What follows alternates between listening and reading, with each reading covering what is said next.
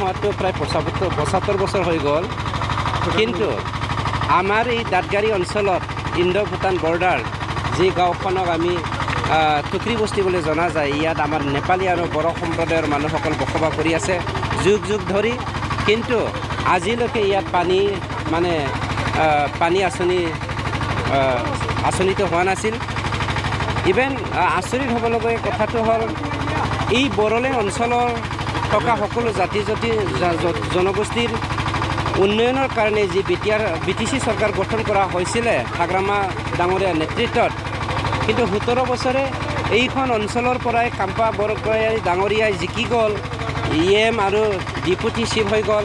কিন্তু সেই অঞ্চলত তেওঁৰ খোৱা পানীৰ আঁচনিটো তেওঁ কেতিয়াও কৰি দিয়া নাছিলে। 33টা গাঁৱত তেওঁ মাত্ৰ 2টা গাঁৱতহে ডিপ বৰিং কৰিছিলে। কিন্তু আজি আমাৰ প্ৰমোদ বড়ো ডাঙৰীয়াৰ নেতৃত্বত এই দাঁতগাড়ী অঞ্চলত 33টা গাঁৱৰে 15টা গাঁৱত ডিপ বৰিং কৰি পেলাই আজি খোৱা পানী আঁচনি যোগান কৰি দিছে। এই যি পবিত্ৰ কাৰ্যটো আমি আজি কৰিলোঁ, ইয়াত এইখন গাঁৱত 450 ফিট তললৈকে আমি ডিপ বৰিং কৰি পেলাই আজি পানী যোগানৰ আঁচনিটো বনালোঁ।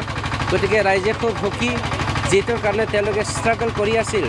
তেওঁলোকৰ খাবলৈ আছে, তেওঁলোকৰ সকলো আছে, কিন্তু খোৱা পানীৰ কাৰণে তেওঁলোকে পেট্ৰলতকৈ বেছি দাম দিব লগা হৈছিলে। আজি ইয়াৰ যি সমস্যা, সেই সমস্যাটো আমি সমাধান কৰিব পাৰিলোঁ।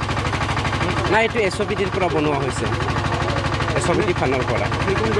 এইখন গাঁৱত আমাৰ 27টা পৰিয়াল আছে।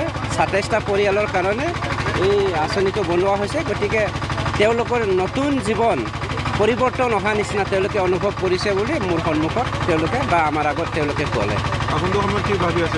চাওক, তেওঁলোকৰ বহুত সমস্যা আছে। পানীটোতো মেজৰ ইছ্যু আছিলে। দ্বিতীয় ইছ্যুটো তেওঁলোকৰ কাৰেণ্ট তেওঁলোকৰ গাঁৱত আজিলৈকে অহা নাই। আৰু ৰাস্তাটো একেবাৰে নেগলিজেঞ্চি কৰিছে যোৱা 17 বছৰে। গতিকে সেইবোৰৰ সমস্যা সমাধান হৈ যাব। एक तो मैं बहुत धन्यवाद कहना चाहता हूँ UPPL को, क्योंकि हम लोग का 17 साल का बाद में ये पानी मिला है हम लोग का टुकरा बस्ती में, और बहुत मेहनत का बाद में मिला है। I would like to thanks to the honourable Priyanka sir का सपोर्ट का चलते हम लोग का आज का दिन में पानी मिला है यहाँ पर टुकरा बस्ती में।